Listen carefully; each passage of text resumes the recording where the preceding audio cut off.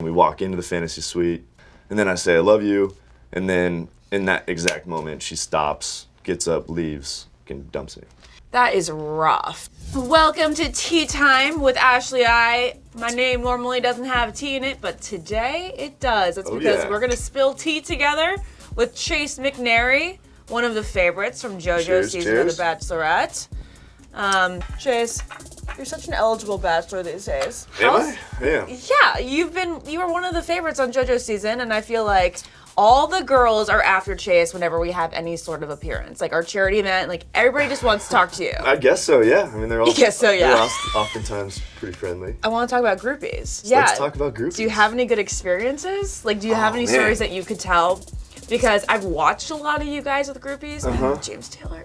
Yeah. And I just want to know how you handle it and how I try and be just as kind as I can to all of them. Of course, you get the crazy one that steps over the line occasionally that makes you feel uncomfortable, and then you just kind of have to separate yourself. I had a situation actually, I was in Missouri, doing an event in Missouri. It was like a trade show. I think this girl was probably 15 years old, maybe younger. And, just normal, came up, took a picture, and then she's like, I love you. And then just kind of playfully, I was like, I love you too.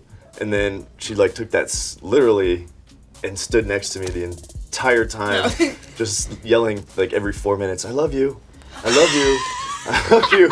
Finally, I had to get my buddy or Sean, who was helping me with the event. I was like, dude, you gotta get this girl out of here. That's so funny. The thing is, we're all used to movie stars and pop stars, rock stars having groupies. Yeah. The world doesn't know that the Bachelor guys have intense groupies. Like, girls go to these events planning to hook up with you, and I have got to admit that if I weren't part of the Bachelor family, I would probably be doing the same. It is impressive the extent some of them go to when they come to our appearances and stuff. Speaking of that kind of rock star life, right now you're currently living in a house. It's kind of like a Bachelor frat house.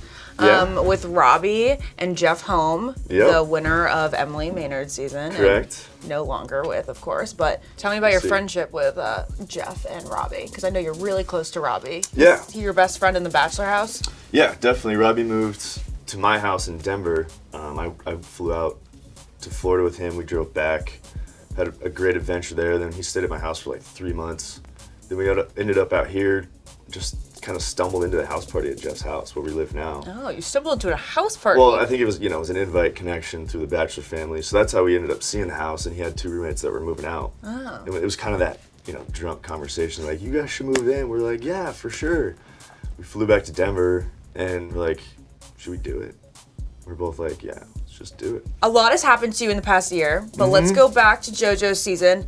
Who did you want the Bachelorette to be? Because there's a lot of controversy last year. People were saying it was supposed to be Kayla, and then fans weren't exactly vibing that. Yeah, I packed my bags thinking it was going to be Kayla. That's so weird. Yeah, and were you okay with that? I was actually ecstatic when I found out it was JoJo. Okay. I mean, I think Kayla's a great girl too, but I was a little more attracted and excited about JoJo for sure. I want to get real for a second. Let's get real. You weren't lovely when you were dumped by JoJo. It was one of your worst moments. I'm 100% in love with you. Can you hold on 1 minute? Ooh, how do you feel about that moment, and how did your mom feel about that? I'm just kidding. I don't need these. I wasn't lovely. There were some people saying I was angry or mean to JoJo. I think if you put yourself in that situation, everything that happened, it was somewhat justifiable. Why? Because we had a great date. All day went fantastic. Even better dinner, talked about things. She even asked me if I've ever even told anybody I'm in love with them first, and I hadn't. So then kind of felt like that door was opened up, and then she gives me the fantasy suite card and the key, and we walk into the fantasy suite. I'm obviously on all levels high, joy, excited. I'm about to spend an entire night with JoJo by myself, no cameras.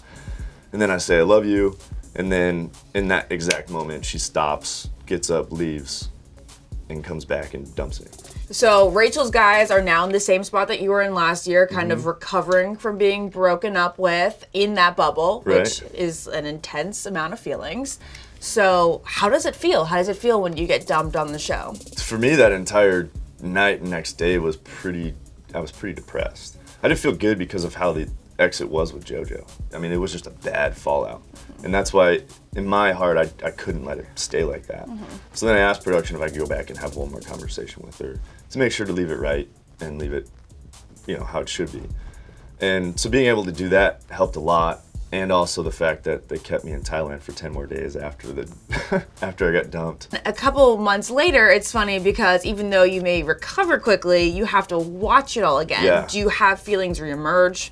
Yeah, and almost new feelings too, because not only are you watching your relationship progress on TV, but you're watching hers with 26 other guys. And you start Or 7 or 8. understanding. And you're like, oh, then things kind of start making sense as what JoJo was doing. We're watching Rachel's season right now. Mm-hmm. What kind of advice do you have for the guys this season? I kind of laid low key as far as the drama goes. Mm-hmm. And I think that helped because then you're not being brought up in all the interview rooms and stuff. So I would stay out of the drama as much as you can until obviously the end. Then it becomes drama with you and JoJo, and that's what you're there for. So my advice would be, don't be the dramatic dude in the house, because that guy never makes it, never lasts. I was going to say the dramatic one never gets too far. Yeah, I actually watched my outro a couple weeks ago just because we were laughing about it. I said in the depression mobile, isn't that what they call it these days? Oh, is that? I always call it the "Gosh, dumping I mobile. shouldn't have said that. I was like, I wish wouldn't have said that. So Yeah. I always wonder, maybe if I wouldn't have said that, maybe I would have gotten the night with her, and then maybe the whole results would have been different. I don't know. I think a night with JoJo could have changed the results. I hate those. I love them, but I hate them. Yeah, this is the ... Yeah. classic, because you're waiting for that response before you start typing again.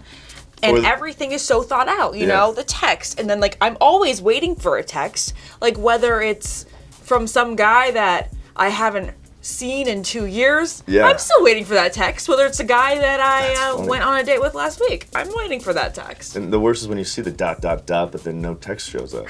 It's the actual worst. You're like, Yeah. I had hope for a second. This is not going to They happen started to anymore. respond, and then they just didn't. I probably have given a lot of those ... and not responded.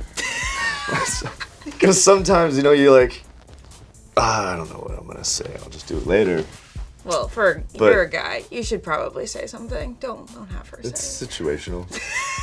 it. All right, Chase, this is the fun part of the interview. We're going to do rapid fire questions. I want pure honesty. All right. Pure, quick honesty. Ooh, All right, these are good. ready? Marry, screw, or kill. Ready? Marry, screw, or kill. All right. JoJo Fletcher, Becca Tilley, Amanda Stanton. I would probably... I'd marry JoJo. I'd screw Becca. And then... Sorry, Amanda. Man. Sorry, Amanda. Throwing some shade at Amanda today, unintentionally. All right, would you rather date Taylor Swift or Katy Perry? Taylor Swift. Duh. Duh. I don't get Katy Perry's hair at Wango Tango the other day was like... I didn't even know it was her. She does not look cute. I'm sorry, Katie. Don't do this. You're losing it. Well, on that note, thank you for joining me here with Tea Time with Ashley I. Chase. This was great. It was fun. Keep watching Rachel's season of The Bachelorette. It's about to get sloppy. Cheers. Click left to watch Ashley I and Chad, who tells us what it's like to be a villain on reality television. Or click right to watch Ashley I and Corinne hang out. And by the way, Corinne puts corn in her champagne.